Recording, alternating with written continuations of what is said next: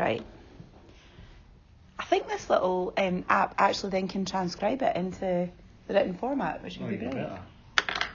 So, as I say, that was the reason for doing this. Can I borrow a pen? Lisa, I see you've got loads of pencils. Can I borrow one? Yeah, of course. Get one. Perfect. So I wanted to put my clear spin on things. And I thought that I would start off with, like, you write your vision of your business, or you write your vision for what you want. And what we're trying to do at Middlebrooks in lots of different ways is to try and keep being positive. So that is me distilling down. Now I know that that's a bold statement, but I think that you can be positive about problems. I think you can be positive about arguments. So I think that's what we're just trying to do, whether it's internally or externally.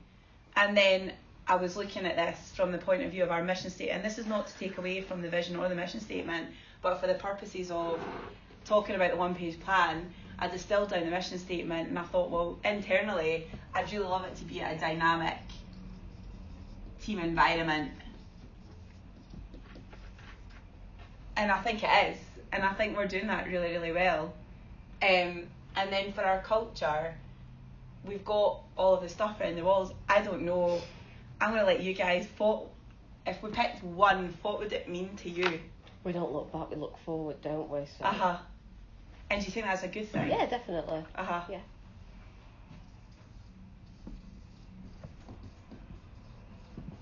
And does that mean I think that's a positive thing, though. What's that? That's a positive statement. Do you think? Yeah, definitely. Do you think it's positive internally and externally? I think it's positive internally, isn't it? Yeah. Externally, I think sometimes we have the odd problem with cases, so Yeah. it doesn't always come across. But yeah, I think definitely internally.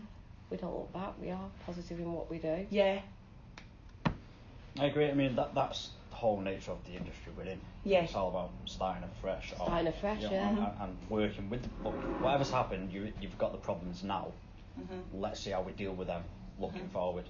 That's so it is a very apt statement for internal and external. Do you think?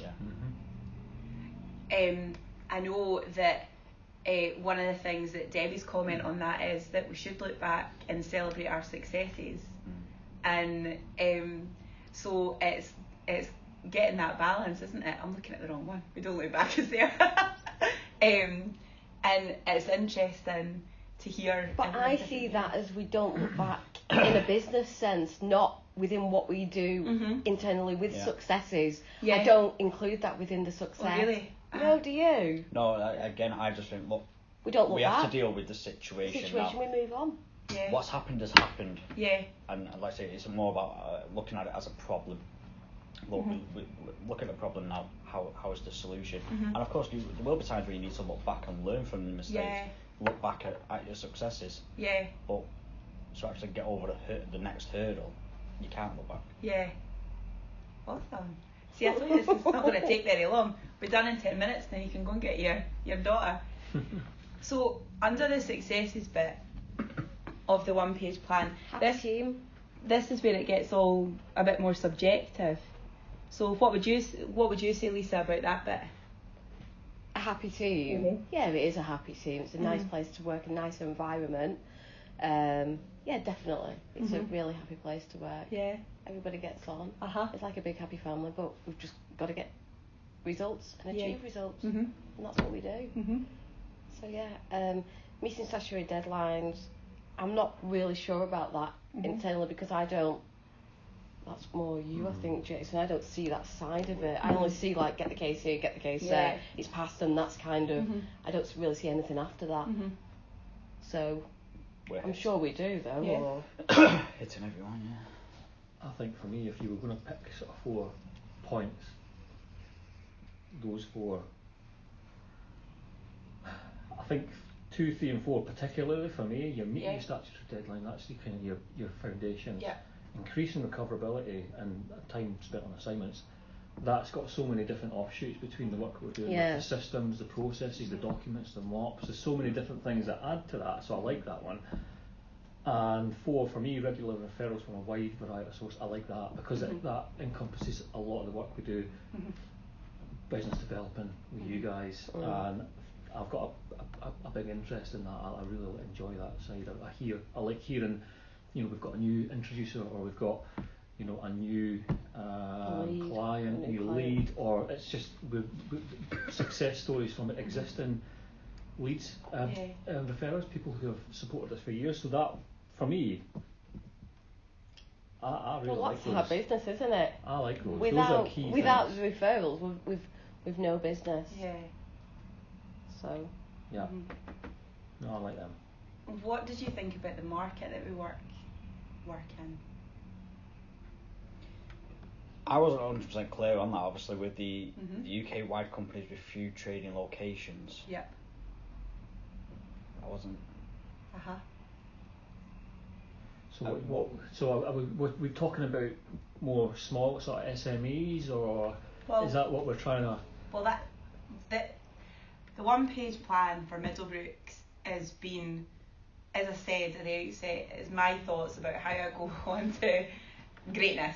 Not that I don't think that we're already great anyway, but what I once went to a talk 2 years ago, and I think I've maybe said it while you've been here, Lisa. I want to pay everyone in Middlebrooks £1 million a year. That's what I want, but I can't at the moment, because sometimes I don't even pay myself on a monthly basis, because we need to get the money in the right place at the right time, and that's not to worry anybody, that's just a fact, and I don't have any issues with that. One of the things about the one-page plan and the daily tasks is we're all, I think, really good at what we do, but I think we all need focus. And what the one-page plan for the Middlebrooks as a firm is trying to do is bring that day-to-day focus together so that we're all shooting for the same target. And I'm joking about £1 million a year, but that's the cold hard reality. If we could all earn £1 million a year, I think we'd all be, very happy. But then we also have to have the other things to make that £1 million a year worthwhile. Otherwise, we'd be like Wayne Rooney and spend it all on prostitutes. Or gambling. And I think that what we're trying to do, what I'm trying to do with the one-page plan, is to bring us all together and give the commitment that, right, this is the building blocks. If we can go from here to here, then what we can do is, Lisa can come and say, well, actually, Claire, I've done X, Y, Z. I think I deserve more of the rewards, or whatever. Similarly for yourself, Jason, well, actually, Claire, I came in here and I was IVAIP. Now I'm bloody doing administrations. I've done all these building blocks. I would like to get this, and this. And what I'm trying to do, the one-page plan, is to try and, discuss that and try and get a bit more focus towards that for everybody. I was talking to the guys in Edinburgh yesterday, because what I've done is I've collated the task analysis that Debbie did for everybody. For the core team, I've actually added yourself into it, Jason, because part of your development is looking at taking different types of appointments. And I was looking at this all yesterday afternoon, and I've not finished yet, and I've come up with about 420 different tasks that the core team are doing.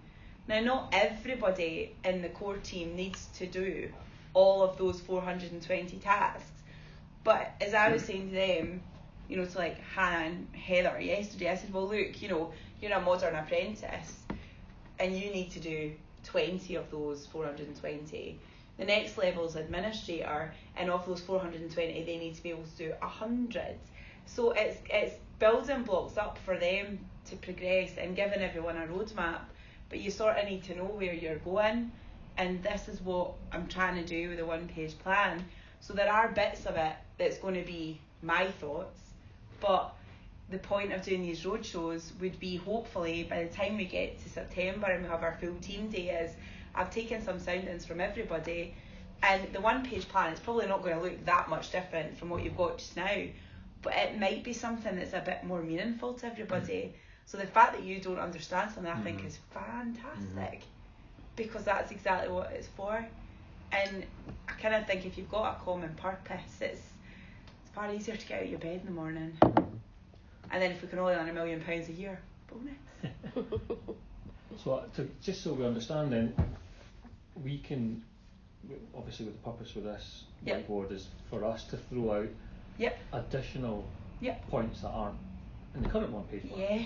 So we can take those back, collate them from all the 3 different locations, and then see whether there's going to be any change.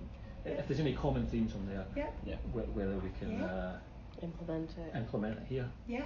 Okay, good.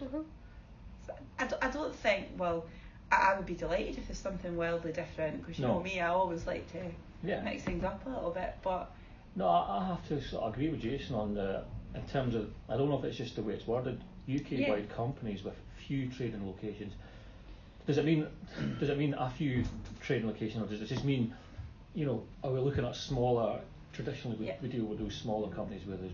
That's what it is, obviously. Why limit yourself to a few trading locations? Is it because we don't have the staff? If a company, if you had the opportunity to take an appointment for a company that had 15 trading locations across the UK and Scotland, England and Scotland, would you look to source that elsewhere, or would you look to take it on and then learn how to do it afterwards? What do you think? Should take it on. Just making sure. And then face the consequences after. Pulling in resources, we'll be bringing our husbands and wives. So that was your point. I didn't see why you was limiting yourself to a few. So really more just UK-wide companies as well as individuals facing distress. Yeah. I have to agree. So the marketplace we're in is anybody in the UK that is, whether business or personal. And I think Jason's just really nicely turned it around on you. You just said, absolutely, we knew the answer before we asked the question. Look at Legitas. That's, we're not looking back, but that was a huge national company, and we managed to deal with that case. And that had more than a few trading locations. So I don't know if there's a better way of describing, companies and individuals. Or is it just companies and individuals? We did a company in administration. God, I'm going back some years now, and we did Philip Johnstone Paints, which is a massive company. Yeah. So, but we was on site for 6 months. The job was that big, and I think he was all over Europe as well. Yeah. And he had shops all over the country, paint shops. Yeah. If we got something like that here, there's just no way we'd be able to accept a job that big, is there? I've had Mark Miller come to me on a job and he just said, it's far too big for you. And I said, no, let us know what it is. Give us the opportunity, and then we're able to see if we are able to do it. So I suppose if I go out there, I need to probably say we're a little bit bigger than we actually are. Because when you say, well, there's how many staff work there? 20, and people know what departments they are, and they might say, well, it's just too big for you, this job, and you lose a job kind of thing then. And I've had that on a couple of occasions, but just give us the opportunity and let's see if we can do it, facilitate that work. It means everybody on location. That's what it is, isn't it? Yeah. And if there's one person sat in the office answering the phones, if it's worth £1 million job, it's worth doing, isn't it? I would say so. Yeah, definitely. I think we're only limited by how we limit ourselves, probably. And I guess there's always the opportunity to partner up with other insolvency firms as well, and you can do a joint appointment across 2 firms. I think that when I was writing this, because what I've done is I think you saw the original incarnation of the one-page plan. Hopefully what I've tried to do here is be a bit more specific and include some financial information so that we can start to use the reports that Rob's been labouring on with Umar to get a focus on where we are now and where we want to be, and then how do we get there in terms of numbers. And when I wrote the initial Middlebrooks one-page plan, I was like, you know, if we were to get a Woolworths, for example, or a Debenhams, you know, we don't have hundreds of teams across the UK, hundreds of people across the UK. But then again, how do the big firms do it? Well, they just draft in other people from other departments that know bugger all about insolvency anyway. So, you know, we are a kind of full service firm. That was interesting. What about our brands? What about that section? What do you think about that? It's funny, because actually, when you look at Trustpilot for the IVA clients, I think we've had about 35 reviews. There's a handful, about 4 or 5 of them, that's actually specifically say, I like the fact that we weren't judged. I mean, they say lots of positive things about us, but I have seen them actually saying we didn't feel judged at all. There was nobody judgmental, whatever the comment was. So, if we're making a brand promise, I'd like to see that we're actually following through with that. And actually, when I first read it, I thought, that's quite a big thing to say. But I think if you speak to some of the clients, they would, I think they would say that we aren't judgmental. And like I say, if you look at some of the testimonials, I don't think you can be though in this industry, can you? How can you be judgmental? You can't be, but like I say, in some correspondence, it could, you know, telephone calls, it can come across a certain way.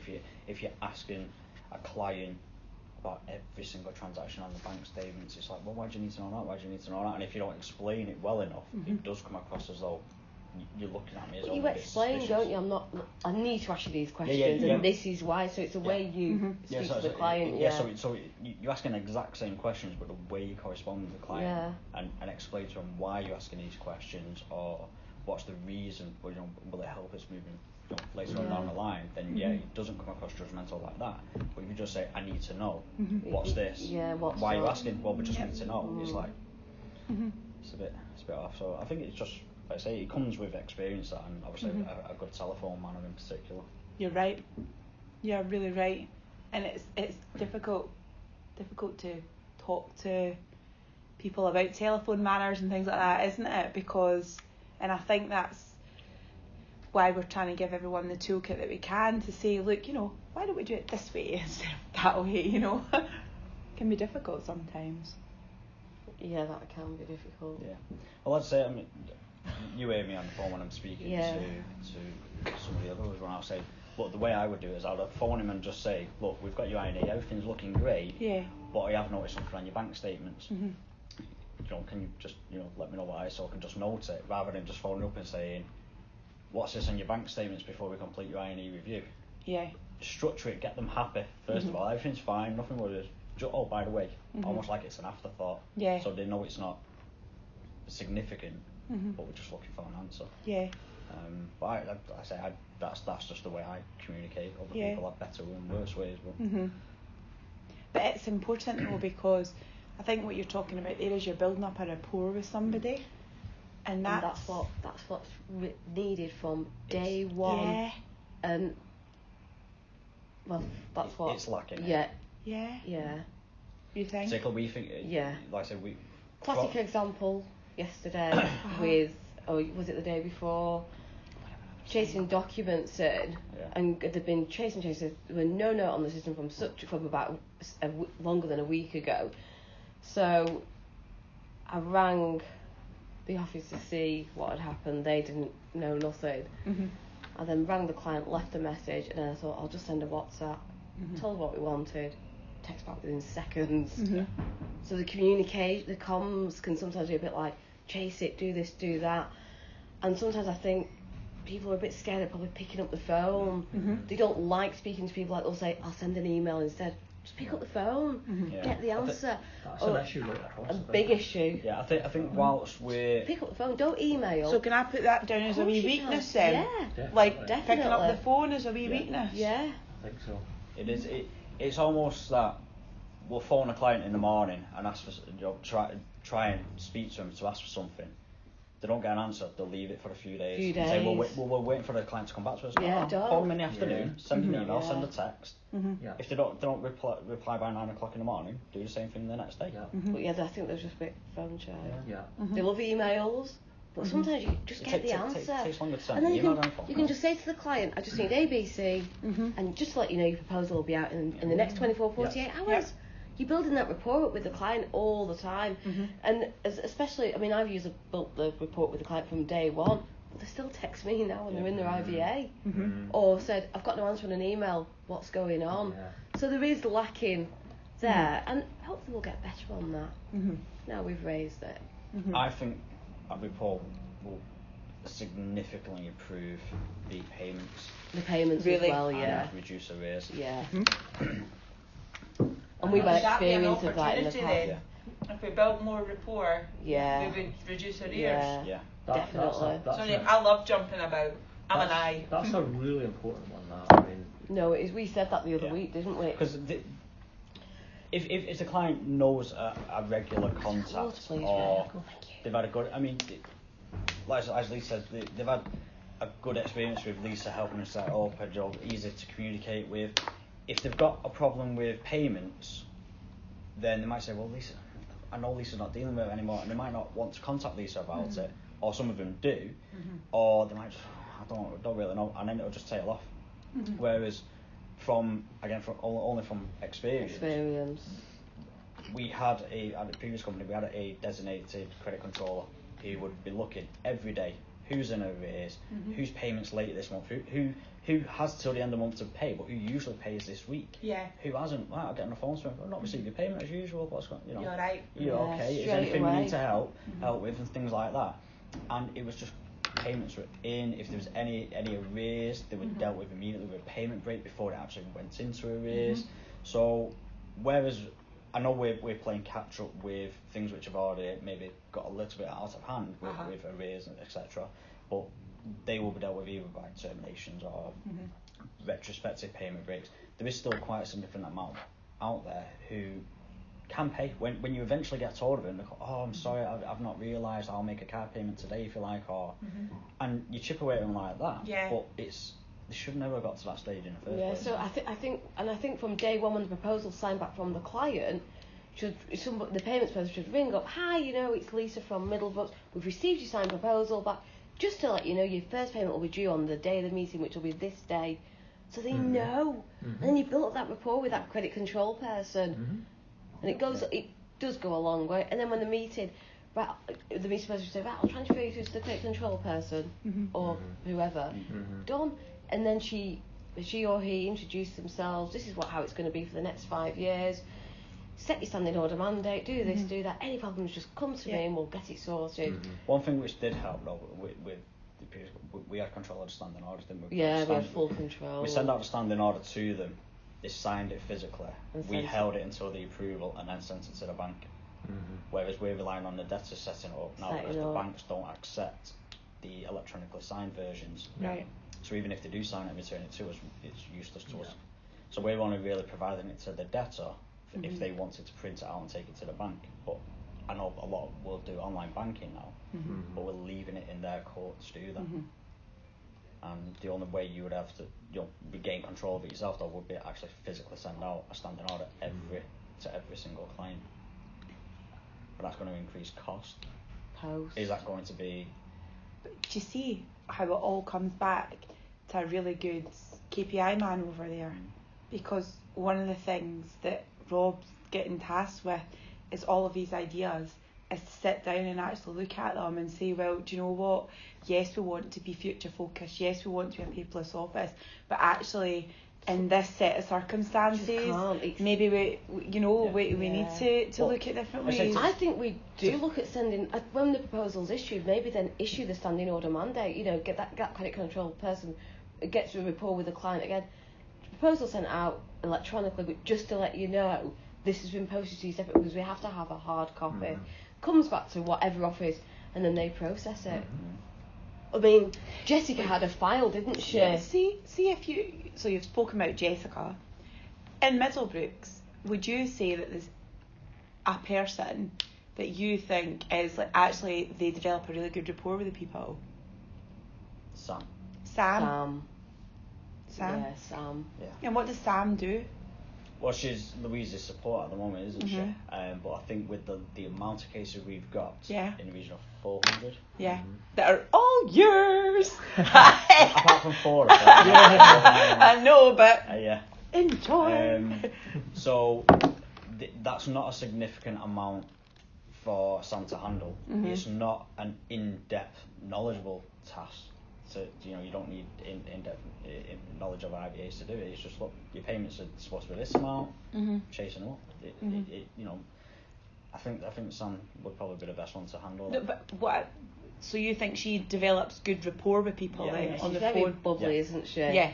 She's very approachable. Yeah. She's got the right attitude for it, definitely. She's not phone shy. Oh, no, Yeah. She's on the phone. And I think she is good. I think she'll be good at that kind of job if you was to give it to her. That's interesting. So this is why I'm recording all of this, because I was pretty sure there would be some proper golden nuggets. No, that's really good. It's good to get everybody's feedback and ideas, because what we're trying to do here is we're trying to build something I think that's really special, and I think we've got opportunities to do it, and that's why we wanted to make sure that everyone's getting a bit of an input to that, because I think if everyone's had a bit of an input into it, it makes it a lot more. And I'm happy to leave the little sticky thing here with my numbers, and you can chuck darts at it if you want to. I was going to take a picture of it. I was actually also going to record my Middlebrooks monthly message when I'm down here as well, so I'm like, I'm in Manchester. I look terrible, but never mind, the Florida flab. Yeah, so we kind of went back onto this bit. What did you think of our unique selling point? It's a toughie, that one. I mean, I think other than the fact that we're all bloody awesome. From personal experience, this is a very people-orientated company. Yeah. Very invested in its staff.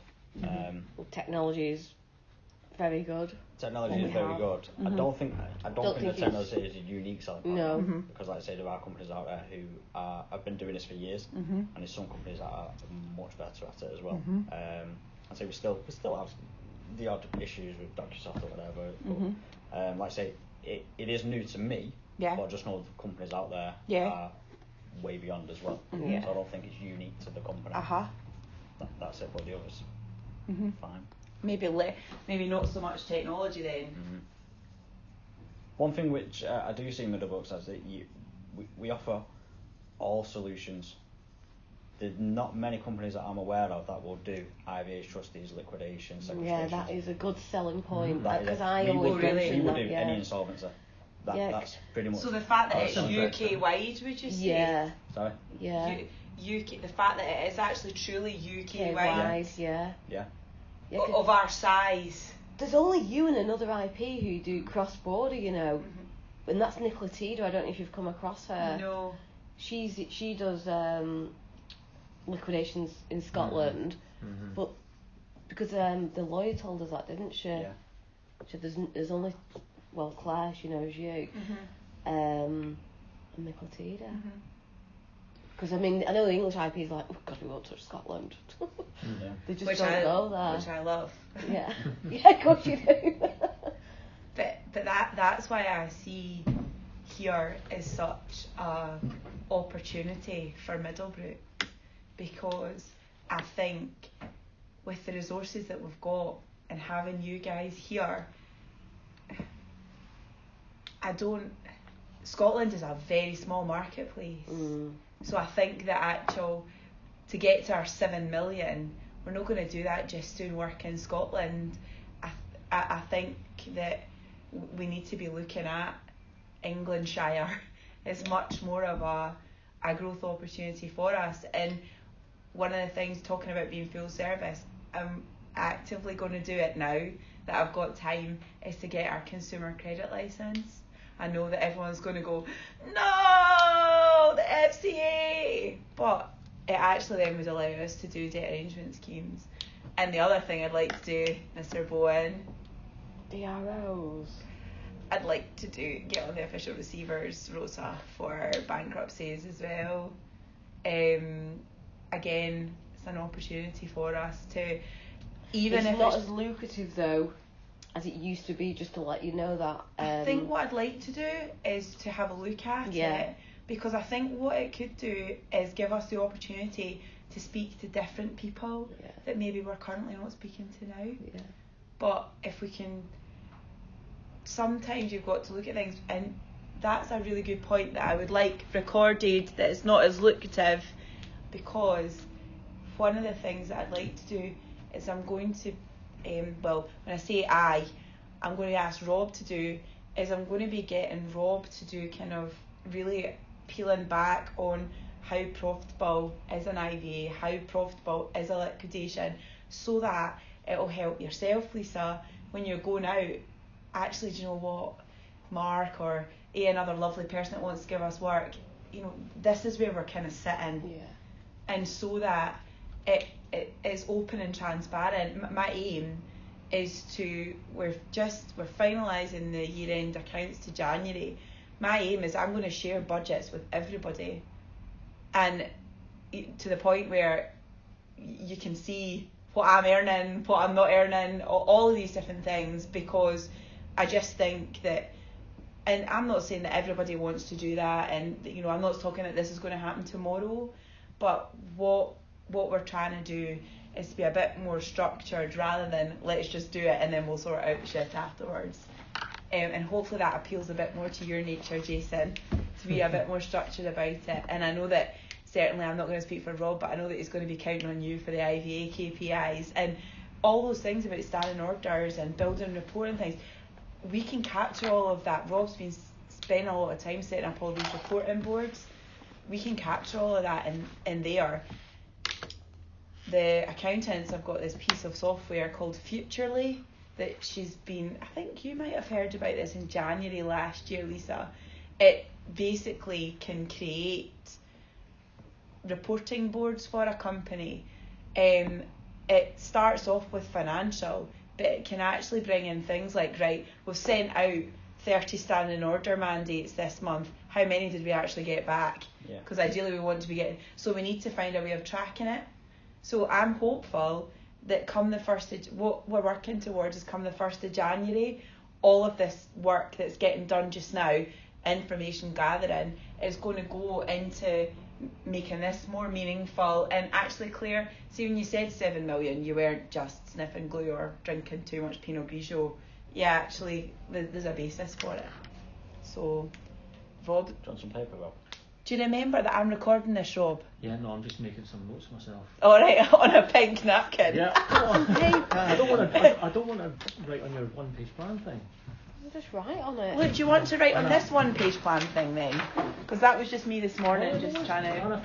I came paperless with my technology, but I'm not using it at the moment, so thank you. So because I think that there's a lot more that we could do here. Like, I would really like level as possible. Like, we've already identified actually a weakness, but we actually could turn it into an opportunity. What did you think of some of the strengths and weaknesses that I put down there? Is there any that are jumping out at you that you're like, WTF, or actually you've forgotten about this one?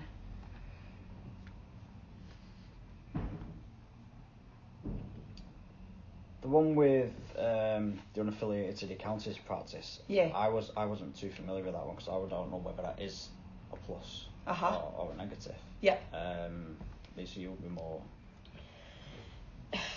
in that position. It can be a plus. Mm-hmm. Obviously, with having an accounting practice, and you would get more work from that. But obviously, there's more cost to set that up, isn't there? Mm-hmm. But then you could be a danger to your introducers, because they'll say, "Oh, I'm not giving you work." It's like if you've got a debt management company attached to an IVA company, like, we're not working with you because you're a threat to us. You're a competitor. Yeah.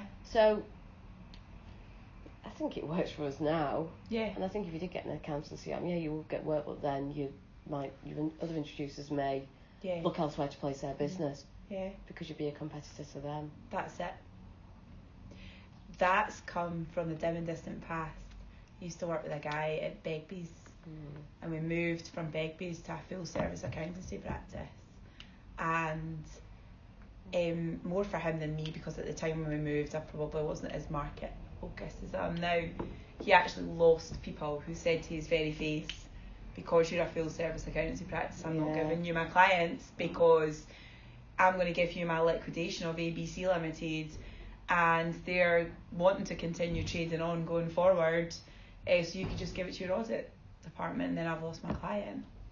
That's what we had at Invacast with quite a few introducers, because they had a DM company in the UK, just a very small book they had, but then the likes of Tesh, Money Village, they wouldn't work with us because they was a big DM.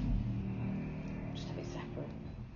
Yeah. It's great the way it works. So do you think that is a strength then? Yeah, definitely. It opens more opportunities, doesn't it?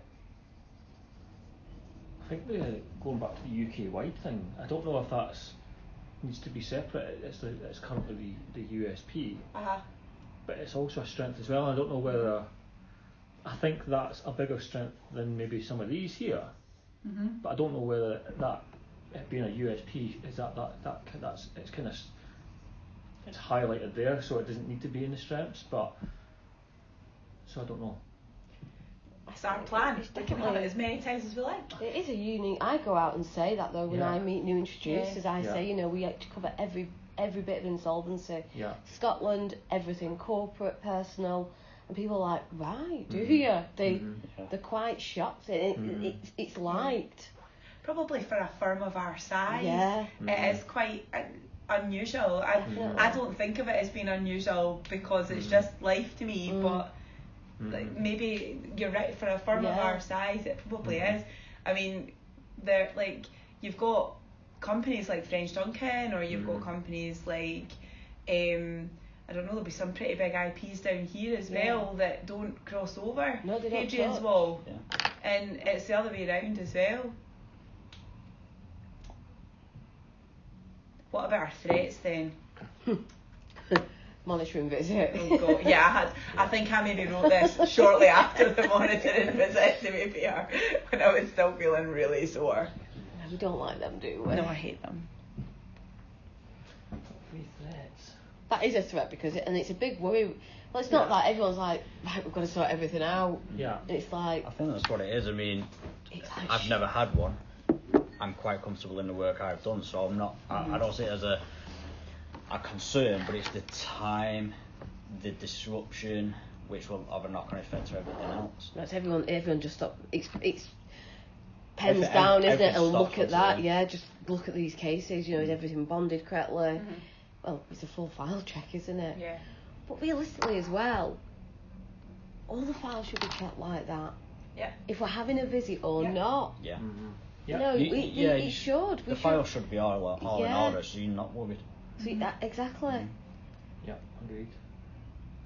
Yeah, I guess that's then coming back to, and this is where I think I said before, Jason, we're getting you to do some non-IVA stuff, and I know that I don't want to put any more demands on your time than you feel able to give, but I think that what I have found has been really useful is actually taking a step back on the core side and looking at it from, it is still a process, and I think getting away from this notion that it's every assignment is so different to the next one.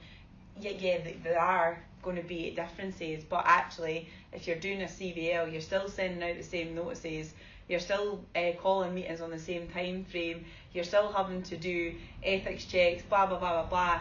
And as I mentioned earlier, of the 420 tasks that I've found that are done in the core team, I would say you're probably lucky if 50 of them are processes where you've actually got to sit back and think, oh wait a minute. And that's not to decry what anyone's doing. I think it's, and this is one of the things that I've been speaking about to Debbie quite a lot, because she's come into the industry with no background knowledge whatsoever. It's refreshing, because I think, certainly I have been, but every single insolvency is different. Well, yeah, that's the same as saying you're different from Lisa. Well, yeah, you are, but you still need to eat, sleep and poop. And that's what we need to do in all of our insolvency cases, and that's what we're trying to do with all of the systems and things like that. And I think that's where I hopefully think, if we go back to this bit, that we'll get an edge we all get to the same result, don't you? You're either appointed or approved. That's right. Exactly. Appointed or approved. Yeah. So yeah. So there we go. So the targets bit. I get the way that I thought we could look at this bit was, is there anything in there that you think, really? How are we going to do that? Or what makes you think about that? Or yeah, I think those are more, because that's the bit that it's really my viewpoint, and probably because I've not had the opportunity until now to talk more about the financial things about Middlebrooks, is probably the bit that everyone's going to be like, well, take your word for it. Or not. You know? What do you think? 3 million, 5 million, 7 million. Well, that's, the website's $1 million for the first year there, definitely. Yeah. Or at least cases coming in IVAs, and probably 2 million from your corporates. Yeah. That's how I looked at that when I looked at this yesterday. Yeah. Just the website needs to achieve. Yeah. It's got to achieve. Yeah. And they just need to answer. I think the AdWords may need changing. Yep. So I was going to plan a meeting with IO for a face-to-face meeting. Yeah. Just ask what AdWords are using, how we can make the system better. Mm-hmm. I did come across a really good website the other day. I will show you both. Yeah. And it is a very engaging website, but it would be probably changing the whole of our website to look like this one. But it was good, wasn't it? Yeah. But let's have a look. I couldn't agree with you more. I just need to bloody answer. Yeah, I saw like 30 folk put their details in, and I think you're right. Personally, I think digital marketing is the future, because if we're going to grow the business, I don't think we need to employ a lot more people to do the insolvency bit. I think that with the good work that we've been doing, but I love a mop. I had a delightful afternoon yesterday afternoon. I wrote 5 mops. It was so good. I felt like my brain was like just in the total zone. And I think the more that we can systemise that so that the insolvency stuff is taking care of itself, the more work we'll be able to put through. And I think this final little bit of getting people to answer or sorted, and then the hope is to replicate that with corporate. I think we need to change, and I think we just need to go for the elite client as well. £10,000. Well, you see, DI more. Do you know what I mean? And just see if you get a different client, and putting the details in. Yeah. Get rid of your low stuff. Mm-hmm. Anything below. I mean, I know you're not opening your market up too much, but just let's see if that changes your client. Will they answer? That's the thing. And that's the whole process that I go for. Is having regular chats with I4 to say, let's change that. Yeah. And what you're saying there, for me personally, what you said about the website, if you've seen something out there that you think, and Jason, you agree, but it is a full rewrite change.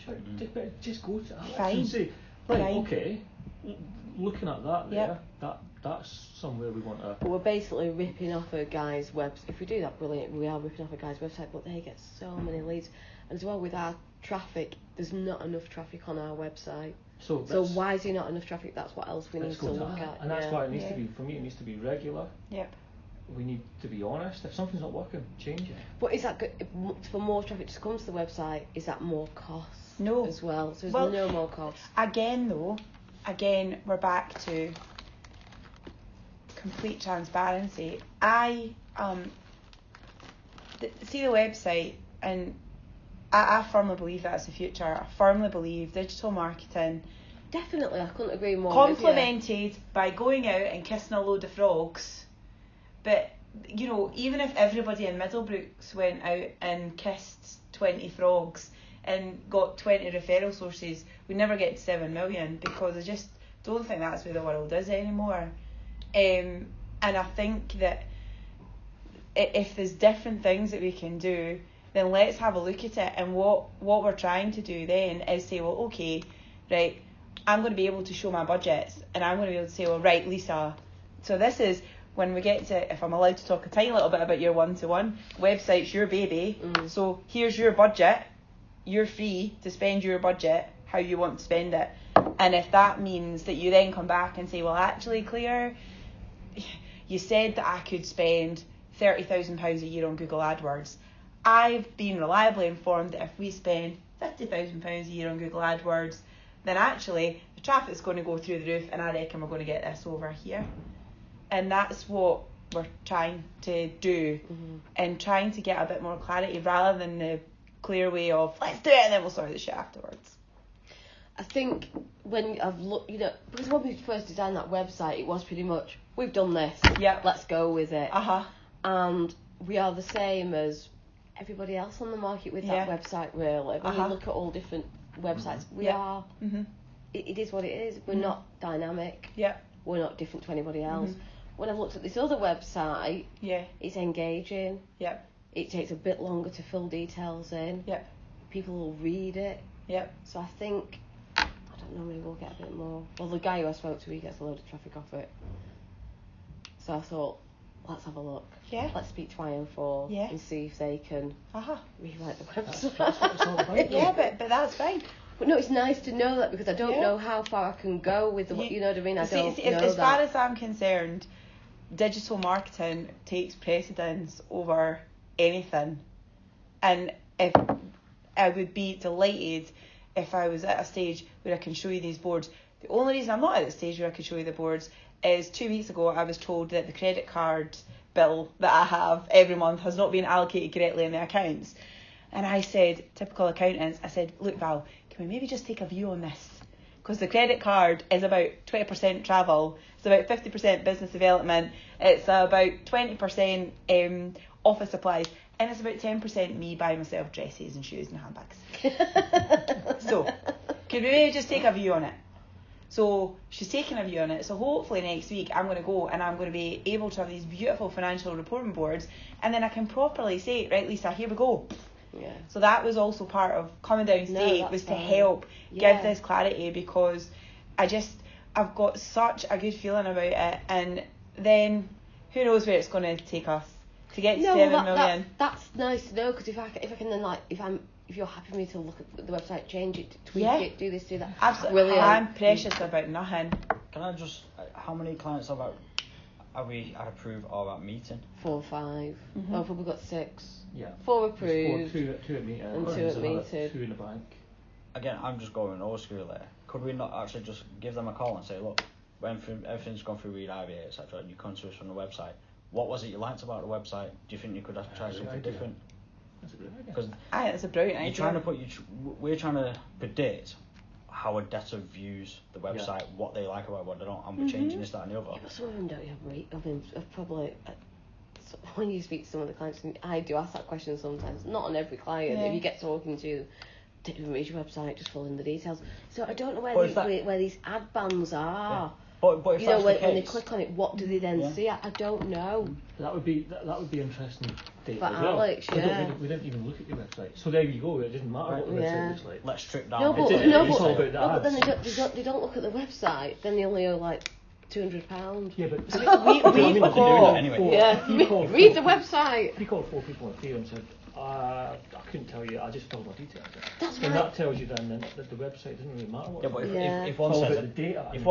if one says I never read it, but one says, oh yeah, I liked it because it was nice and basic, didn't have any complications in it, just 5 easy questions, great. And if 2 or 3 say that, then that's it. Nice simple questions. Somebody might say, I just put your name in TripAdvisor, Trustpilot. And you had a good star rate on that. So then that would tell you, well, we need more of that, and we need to advertise that. We haven't had many much on that, have we, recently? I think I've worked out. I think there's about a 10%.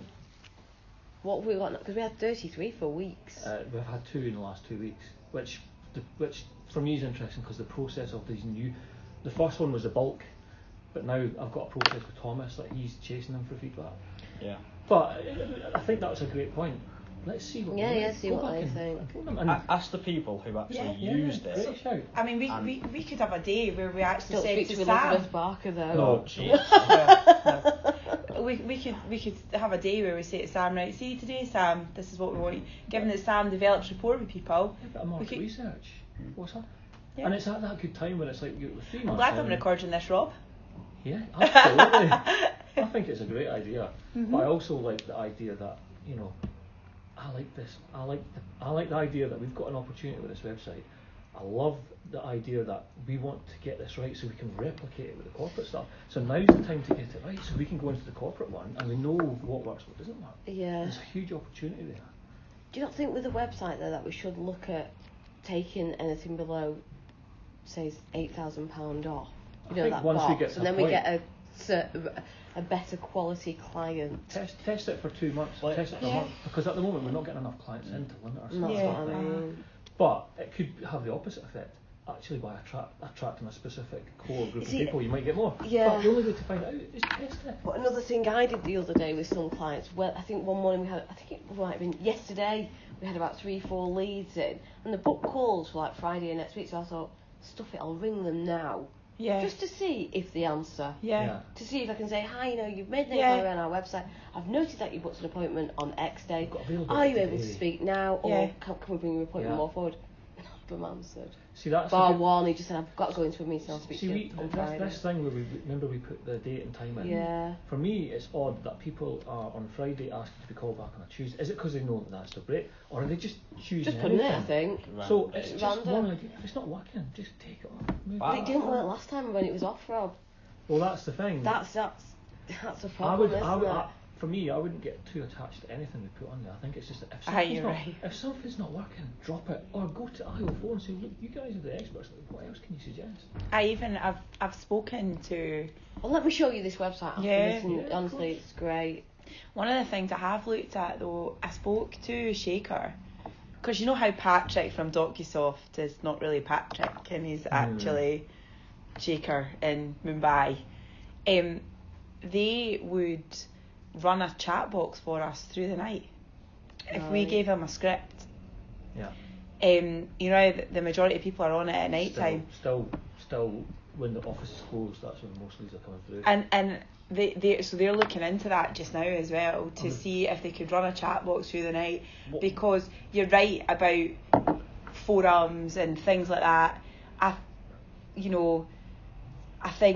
personally think we could give more away in terms of information, but I think it's the same with these call centres as well. I think we're 97% of the way there. That's the frustrating bit. I think we can outsource some of the chatbot stuff. You can outsource some of the calls through the night. See, let's look at opening up doors. How people, just us engaging with the people. But I think when you get in your web, as I said, I don't know what banners the ads go on and things like that, but it's like when people are probably looking at the phone at night, they're probably in bed worried, and then thinking, shit, I need to sort this debt out, press. Yeah. And that's why you're probably getting the things at 1, 2, 3 o'clock in the morning. Yeah, so they're not going to answer the phone. So no, I think it'd be nice if they probably got some kind of message back saying, thank you for your inquiry. We will be in touch. I had a demo yesterday, and this is a message I got back off a demo. Debt Assistant was called, and it says, thank you for submitting your details at National Debt Assistance. Our specialists are reviewing your application and will call you shortly from Good luck. Perfect. As soon as somebody puts some details on the website. See, any of this. Get that back to a text. We can do any of that. Yeah. Also, as well, number recognition. Like there's this website I'm going to show you. They've got tech on there where you can't put an incorrect number in. Right. So that'd stop the. Real people we want, don't we? Yeah. We don't want people where they're going to waste your time or put wrong numbers in. Of course.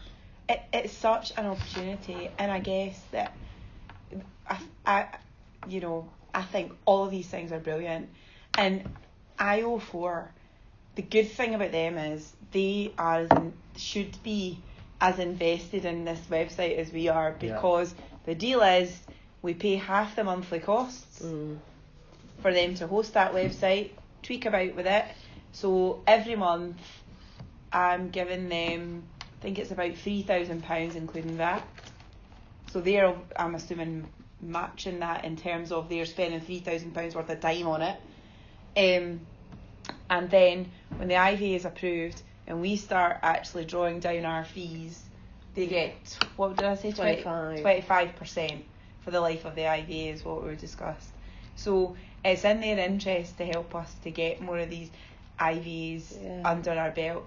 But Shaker has said in principle that they could man a chat box, because of course in Mumbai at night, when it's night time here, it's daytime there. Yeah. So Patrick actually would be awake. That's why they don't want you phoning them. I think it's quite sweet actually. I think his name is like Yusuf. Yeah. I think there's so many opportunities. I think it's just, see, we've just came up with probably about 8 ideas there. Yeah. Just write them down and let's just go through them. Well, that's why I recorded this. Yeah, I'm going to keep saying that. Definitely. And, you know, example, if you get 100 leads in on your website in that week, you're only going to convert about 8%, 12% of that. Yeah. You know, so if we can... So that's what we need to be saying to IO4 then. We want you to get us 100 leads a week so that we can convert 8%. And at the moment we're getting 30. So we're getting about a third of where you want to be, Lisa, aren't we? And that bit is firmly in the camp of Alex and Mark with his glittery hair. And I remain hopeful with this Vision Blue thing and that demo. I know you've seen the system before, but for a 2-month period. Just let's see if that opens up more people coming on board. There might be a drop down in leads, but there might just it might be that quality we want, as opposed to quantity. Am I right in saying that for targets and goals to achieve, it's website? Would that be right? So I can easily just fill in the rest of a little 1-page plan. I think the website is the basis of everything. The website is instrumental, isn't it, to the business at the moment? Not just in terms of the department and the team that are there, but growing it, but then replicating it with the corporate stuff. So then you've got all the work that we're doing with the MOPs, and Claire's talking about, you know, creating new systems and breaking down, you know, these departments to just processes. If you then duplicate that with a corporate leads generating website, and you know, 12 months down the line, and we know what works, what doesn't work. There's a theme to the so bottom end of that 1-page plan. I think there's so many opportunities with the website, websites. And for it's a website for now, isn't it? And we'll replicate that to the corporate, you know, when we get this website right. Exactly, and that's right, honestly. And see, all I didn't realise that I had that control where I can turn around and say to Alex, right, yeah, can we change it? Yeah, if we can do that, brilliant. We're doing it every week. Like, that's not working. And we were the ones driving that. Yeah, but it is it's a total rechange. It really is. Well, let's see what he says. I can show him, can't I? And it's targeted. One site's targeted to females, and the other site's targeted to males. So it's 2 different landing pages. That's what we spoke about. Yeah. But I think for me, it's about having a bank of ideas, because we could go one further and target gender neutrals. Well, I'm sorry. You know, though, but there could be a market out. There could be a market for LGBT. Mark will love that.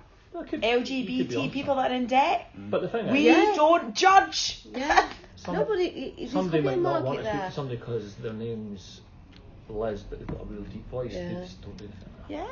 I've done that before with a client. Can I speak to Mr. and Mrs. Smith, please? Oh. It's Mr.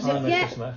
It's me. Hi, Mr. Smith. It's not Mr. Smith, it's Mrs. Smith. I was like, sorry. The thing is, cut down on the beds and hedges. I think now's the time to be asking those questions at IO4 about there's the website. I don't know whether now's the time to do it if we're going to do this Vision Blue Debt Consult Debt Sense thing. When's Pride? August. No, is it not all the time? Well, yeah, no. But I'm thinking. I spent holiday in August. You could have something on the website straight away. Yeah. You could sponsor Pride. And you know, then you are in the community. Yeah. And then there's an algorithm that just says Debt Pride. Yeah. But there's more and more. You need to be careful about maybe changing it when we're going to put the Vision Blue thing on there, because let's just see it in its own right. Let's see what happens. A Vision Blue thing. If we get through that, and I'm hoping it's going to turn round the fortunes, but if it doesn't, then at least we can then say, we've got other plans. This. Yeah. And that, Lisa, you've got absolutely, all the creative When like from my experience, and I'm sure Lisa will share the same. The introducers we've had previously, always have like a niche. A niche. So one would be Asians. very in with the Bangladeshis. Then you had Jakub with the Polish. Yeah. Or they'll have some where they're not an accountant themselves, but they've got some sort of trading kind of thing going on. So you get all the directors and sole traders. I like it. I think that's something that if we're really going to see a boost, it's not just going to be a general boost of all different types of clients. I think you'll see a spike in one particular area. Yeah. And I think LGBT. Well, yeah. It's bloody perfect. That could be one. I think it's perfect. We've got, we have got Pride coming up. Why don't we get something out, some banners or something, or some flyers in bars, or I love it. Or sponsor them. Yeah. I'll speak to them. I'll write it down. Yeah. It's on Canal Street in Manchester, the head office, I think. Is it? Yeah. Well, it would be. So it's a £1 million apartment to live down there now. Canal Street's a good night out though. Oh, it's brilliant. Love it. I love it. Have you Yeah. had a night out there? Probably. Oh, it's good. It's a good night. It is a good night out. Your bum will get grabbed a few times, but. Don't talk about touching buns, you know, that's a bit of a. Yeah, that's a bit of a sore point. Can we ask or can we not? We can talk about it later. Go on. I think what is really good is that we're looking at things and we're exploring options, and I'm so delighted because you guys are sort of guinea pigs for doing it this way, and I think that was another reason why I wanted to record all the conversations, because I want to make it available to everybody what we've been talking about, because I think in each location there's going to be different focuses, and I think it's going to be really good to share that with the whole team. And I think I hope that it's helped a little bit. Explain a little bit more the one-page plan, where it is that we're going with it, and how it all kind of fits in together. Was there anything else on it that you thought about? On the website in particular? Or? On the one-page plan. Well, there's a couple of things I can actually add from the IVA perspective. Yeah. As potential other revenue streams. Yeah. I've been waiting for the PPI to end, but all my proposals do include provisions for referring clients to look at utility savings. Oh, really? Yeah. So the terms of proposal will say basically we can refer to utility assessment, whatever. If the clients opt to use their services, they will make savings. DI would automatically increase. Yep. Would get a percentage of the supervisor's fee. Yeah. However, I've also covered it off to say that if we do receive, we may receive a commission from the utility assessment company for their access, their information from debtors, and that they could pay a commission to us as well. See, so that's something. That's amazing. I'd never thought about that. Can I write that on the plan? Do you have a opportunity? Is that not stuff Steve does? He does it for businesses. So yeah, original question: do you have a contact? I don't know. But I know people who know people, so I want to make the right connections. And I'm sure there's companies out there. I think Sarah Bradwell may be able to help there. Yeah, that would be awesome. I have actually sent Sarah a message. She's not come back to me. She has come back to me, but then my phone broke. What do you think of the mortgage? They're talking about the next thing is that they're going to look at mortgage mis-selling. Mortgage mis-selling. And that's another big opportunity we've got. I'll wait until that. I mean, because again, the way my proposals are worded, because that's specifically regarding commissions. Yeah. But any financial products missold by any organisations, a proposal covers anything. Because remember we looked at that. Ferguson's were going to look at that, but unfortunately a lot of their staff have been jumping ship at the moment. I think it's one of them things where you just think, how many? I don't think it's so much the mortgage mis-selling, is it? It's the mortgage miscalculations of the interest. but over the years, £4 a month adds with interest and repeats, things like that. It adds up.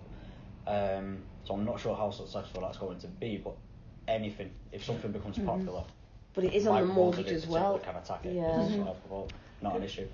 But there's also another one as well. I mean, this wouldn't really pay for until I'm 54. But again, I built it into the proposals really to say that when we come to the review, we can pay a mortgage advisor an assessment fee. So rather than relying on the debtor to go out and get valuations, to get quotations, etc., you pay £125 fee to a mortgage assessor, and that's it. So it protects us in the sense that the debtors can't just say, oh yeah, I've tried and I can't get a mortgage. Oh right, okay. So obviously there's a disbursement of the arrangement anyway. Yeah. But there is like the reciprocal work on that as well. So whether we can, I mean, I do know a couple of mortgage advisors, whether they can or would start maybe. If a client comes through and rejected, why? Because you're up to your eyeballs in debt on your credit report. Oh, here's a business card. Speak to somebody who might be able to help.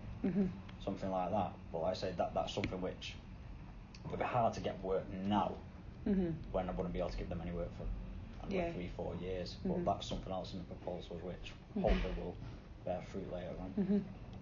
But the utility one, you can do that at any time. Yeah. But just for particularly my clients, been in an IVA, they've got the PPI paperwork sorted, they're going through all that now. They don't want to carry it on at the same time with utility changes.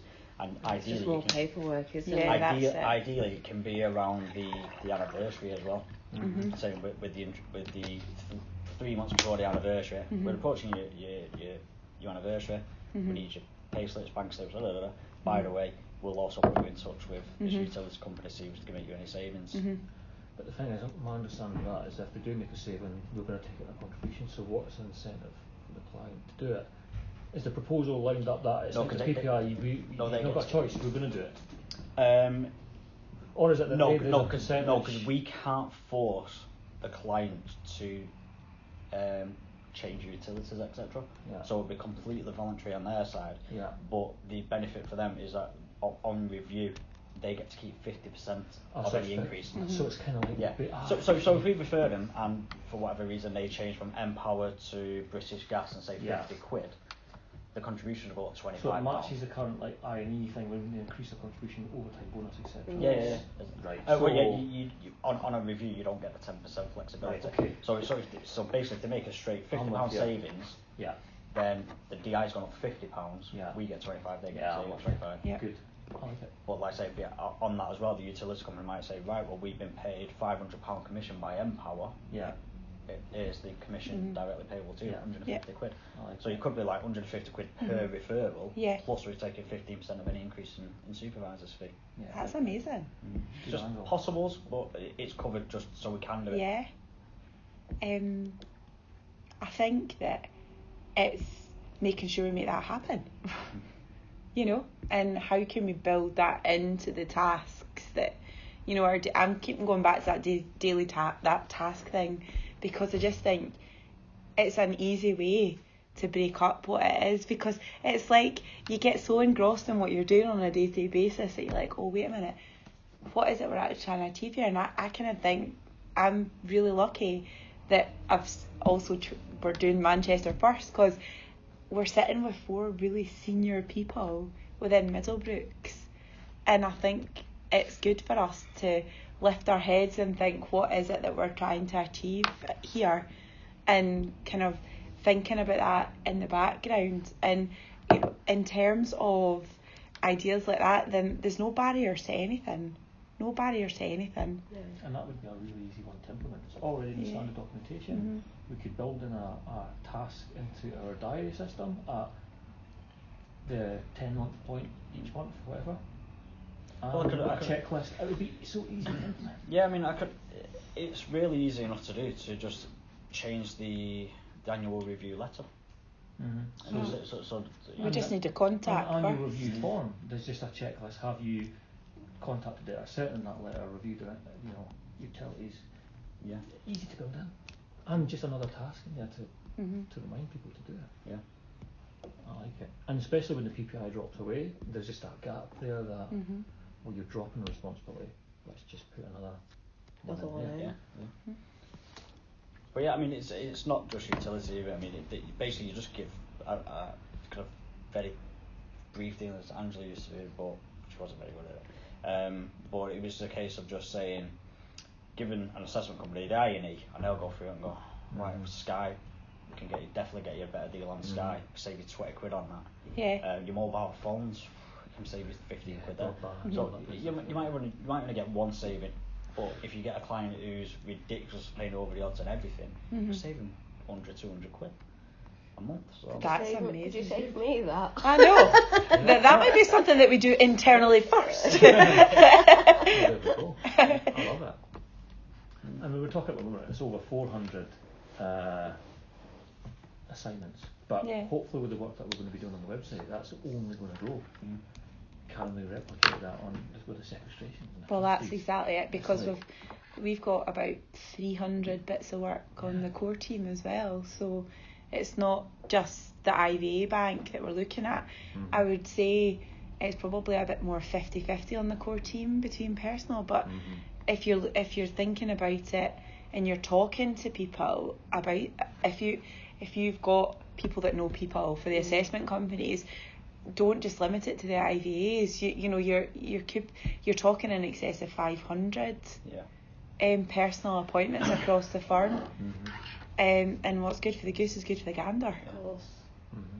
Well, again, that's useful to know, because from a very limited understanding of it, like say, if you just say to them, look, we've got a book of 200 people who will allow you to assess, they'll go, right, well, any that we do convert will give you £100 commission. Yep. Or if you say to them, we've actually got 500 people, yep, they'll go, tell you what, we'll give you £150 per commission. Yeah. Well, there's a bigger book for them to attack. So. Yeah. That's what Sarah Bradwell does as well with insurance. You know what, like you say, we get a modification, it says they've got to shop around for cheaper insurance.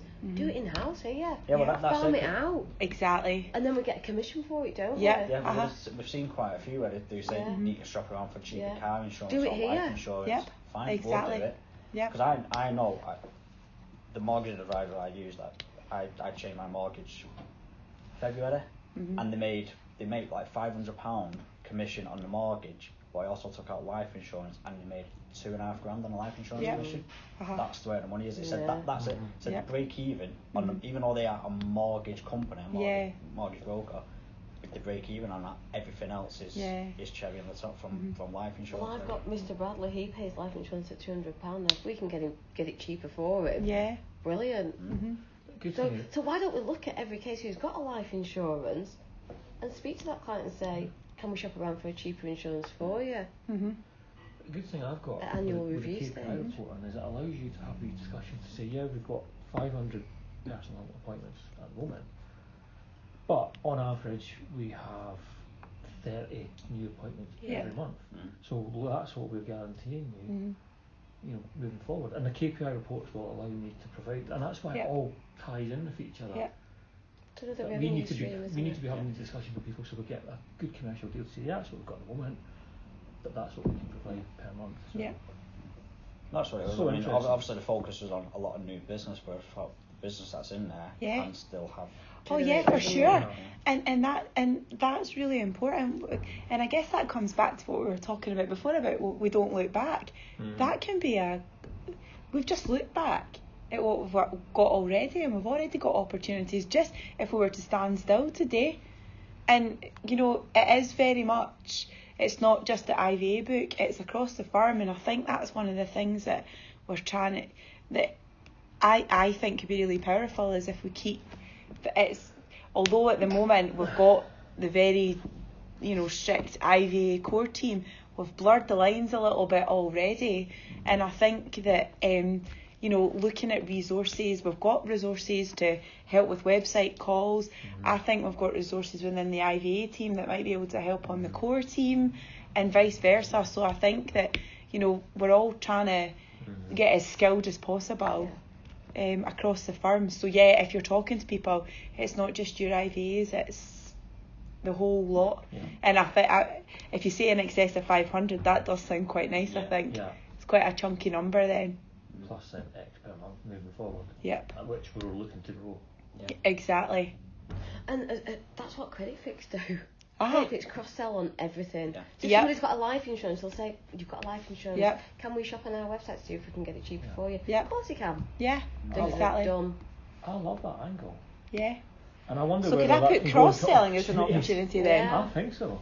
I think that's, honestly, every day's a school day. And we're so focused on these things, but actually... We just want to make $1 million, Rob. I know. Do you know what? That's You know what? Me too. It's actually recorded, and I'm going to say that to everybody. We just want to make $1 million. I Do you know love we do want to make $1 million? I love those. I love an We angle. do want to make $1 million. Why wouldn't we? So we need to cross-sell, We get need loads to of ideas. cross-sell rights. There's not tomorrow. We need to make this website work. Up until, £200 plus DI. Exactly. up until April. We want Stuart Rathmore to come up with more of his amazingly juicy ideas. Up until April, those IVAs generated for us £24,000 worth of fees. It was about £140,000 worth of recoveries. And I know that doesn't sound a huge amount, but for a department that was in its infancy, that's a bonus, and that's not going to be there much longer. But just to be able to straight away have a potential to replace that with something that could be just as lucrative, if not even more lucrative, and I think that's why it merits being on that list. Yeah, and it's not just that. That's just one of the angles. If we did this session 3 times over and somebody came up with an angle like that in each different place, then that could be huge. Brilliant. I like that. I really like that. Shall I stop this clock and stop recording now, and then we can talk? Yeah. I think it's done. I really